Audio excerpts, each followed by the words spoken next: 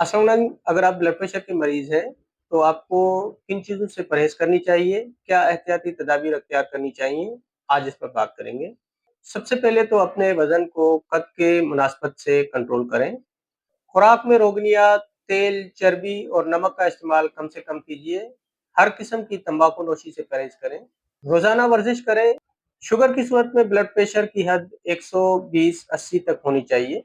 हामला ख़वातीन को blood pressure का ख़ास ख़्याल रखना चाहिए।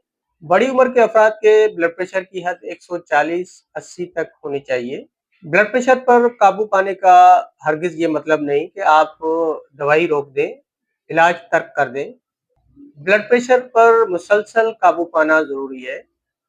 ज़हनी तनाव और गैर ज़रूरी सरगर्मी से परहेज़ कीजिए। मयारी ज़िंदगी शुरू करें जिसमें बेहतर आदत शामिल हों।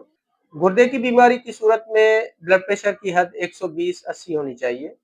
ज़िंदगी के बारे में मुस्बत रवैया अपनाएँ। इस बात की कोशिश करें कि आपको दिल की सेहत के बारे में आगाही होनी चाहिए। तिब्बी मशवरा लेने में हिचकिचाहट ना करें। इन अवामिल से होशियार रहें जो दिल की बीमारी का बायस बनते हैं और ऐसे अवामिल से अपने आप को दूर रखें। खाने-पीने की चीज़ों में एहतियात करें।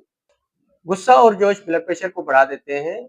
अपने मसाइल के हल के बारे में किसी बाएतमाद दोस्त से गुफ्तगू करें। अपना ख्याल रखें। अल्लाह हाफ़िज़।